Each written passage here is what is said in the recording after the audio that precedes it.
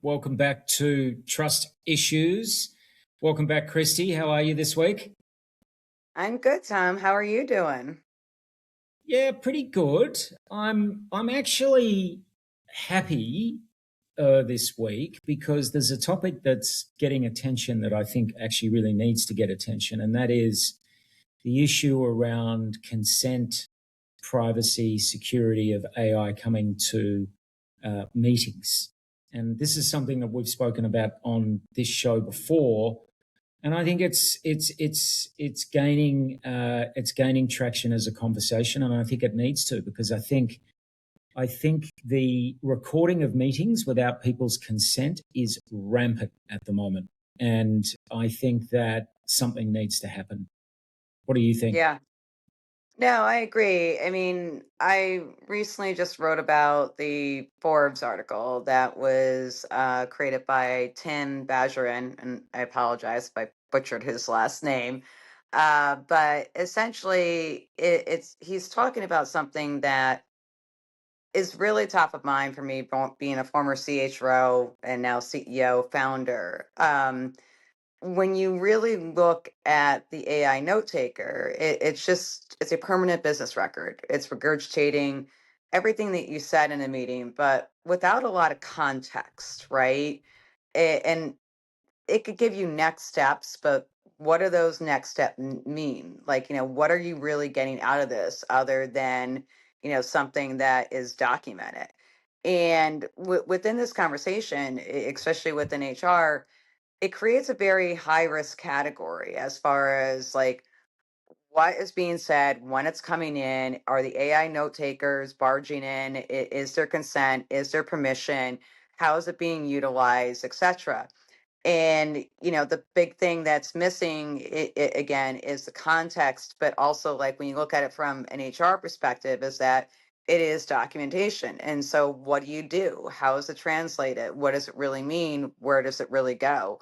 And so I think it's a really good argument as far as a lot of things that we have not been thinking about when it comes to AI. But what we can think about where AI can be a benefit as far as giving next steps, being proactive, not being a lagging indicator with a bunch of notes, but being proactive, like where you need to develop here, here, here, and how this works for you, and then use it as a positive instead of a negative, if that makes sense.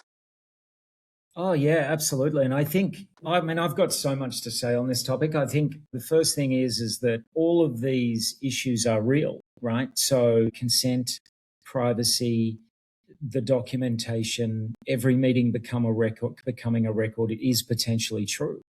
So companies need to absolutely focus on this risk, not just do it because you can. But the second thing is that if you're going to take the risk, my biggest point is this: if you're going to take the risk to bring AI to your meetings, because let's face it, it's a big decision, right? This is a change in the way we work. So if you're going to do that, then my argument is balance the risk with reward, right? Make sure that you're getting the reward for having it in the meeting. And that goes far beyond having something just taking notes and providing a summary and some next steps. There are so many things that we can get out having AI in meetings, whether that is killing engagement surveys, which is what we talk about, whether it's providing coaching to people in the meetings. But just think about that for a second. Coaching is game changing. It means that coaching is no longer going to be something that it belongs to the C-suite or the next level down. It's going to be available to everyone. You're going to be able to coach more people more often. It means all those managers who now have 12 direct reports instead of 6 are going to have the leverage to be able to provide meaningful feedback because they've got something supporting them. There are so many things that you can benefit from having AI in the meeting. And this is why it's an HR. I posted about this yesterday. It's an HR decision. It's not an IT decision, Yeah. because this is solving real HR pain. Yeah. I know that you agree with me on this, but it's sort of that could really get easily missed in a conversation about note takers. No, I agree. I mean, when you look at note takers, when you look at engagement surveys, even when you look at performance management, It's all lagging indicators. It's just like, so what? Who cares? That was, last week, that was last month, that was last quarter, that was last year. What is the value of it other than it's a bunch of like, dead data? And when you really think about this in a different perspective, it's really looking at AI to be enablement, right? This is what I've always said. It's not about replacement, it's about enablement. And what you're getting out of that to be proactive. So it's not a lagging indicator, it's a proactive indicator of how you can, upskill yourselves. Because let's just face it, like, companies don't care right now. We're in that phase, but what you can do for yourself, and not what it means for your job, but what it means for your career and the benefits that you can gain out of it, to be able to get that proactive learning, that proactive engagement, that proactive development, and to be able to utilize that to be able to amplify yourself, whether you're in HR, sales, customer success, etc. And so I think there, when you look at the safety protocols, like, if it's there, you're looking at it there for development, and not for risk management, right?